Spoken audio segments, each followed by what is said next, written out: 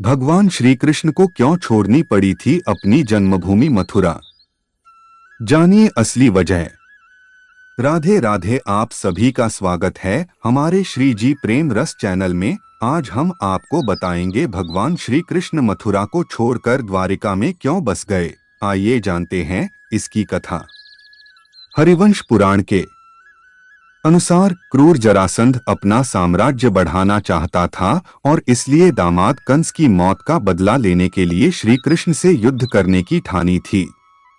जरासंध की मंशा थी कृष्ण को हराकर मथुरा पर भी कब्जा किया जा सके। द्वारका के उद्भव के बारे में धर्म ग्रंथों में लिखा है कि श्री कृष्ण ने मथुरा के घोर अत्याचारी राजा कंस का वध कर दिया, जिससे कुपित होकर कंस के ससुर मगधपति जरासंध ने कृष्ण और यादवों का कुलनाश करने की ठान ली थी।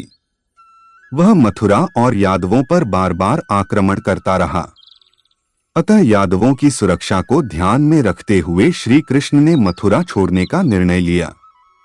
भगवान श्री कृष्ण ने द्वारकापुरी की स्थापना का निर्देश विश्वकर्मा को दिया। विश्वकर्मा ने एक ही रात में इस भव्य नगरी का निर्माण कर दिया।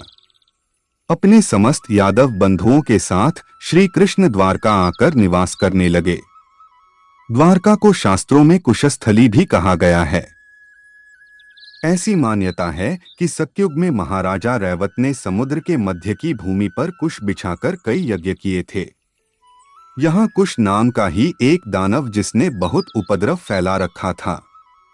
ब्रह्मा जी के अनेक प्रयासों के बाद भी जब वह दानव नहीं मरा तो त्रिविक्रम भगवान ने उसे भूमि में गाड़कर उसके ऊपर उसी के आराध्य देव कुशेश्वर की लिंग मूर्ति स्थापित कर दी।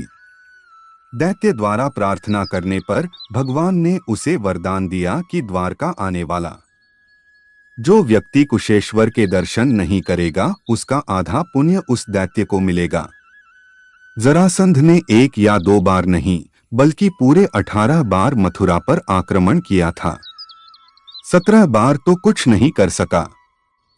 18वीं बार में उसने शक्तिशाली शासक काल्यवन की मदद ली। इस युद्ध में काल्यवन का वध हो गया था, जिसके बाद उसके साम्राज्य के लोग भी कृष्ण को दुश्मन बना बैठे। लगातार हो रहे आक्रमणों से मथुरा की आमजन भी परेशान हो गए। वहीं मथुरा में सुरक्षा के लिए बनाई गई दीवारें भी कमजोर होने लगी थीं। इसके बाद कृष्ण ने फैसला लिया कि वह मथुरा छोड़ देंगे। अपने चुने स्थान पर युद्ध करने की ठानी कृष्ण ने मथुरा छोड़ने की वजह भी बताई। उन्होंने कहा कि युद्ध से भाग नहीं रहे हैं, बल्कि अपने चुने हुए स्थान पर युद्ध करने की रणनीति तैयार कर रहे हैं। इस बार युद्ध तो होगा, लेकिन स्थान और व्यू उनका होगा। इसके बाद वह मथुरावासियों के साथ कुशस्थली आ गए और गुजरात के तट पर भव्य द्वारका का निर्माण किया। श्री कृष्ण ने द्वारका में 36 वर्ष तक शासन किया। जब श्री कृष्ण ने वैकुंठ प्रस्थान किया तो द्वारका नगरी समुद्र में स्वतः ही डूब गई। केवल कृष्ण का मूल मंदिर ही बचा रहा। राधे राधे। वीडियो अच्छी लगी हो तो लाइक करें और चैनल को सब्सक्राइब करें।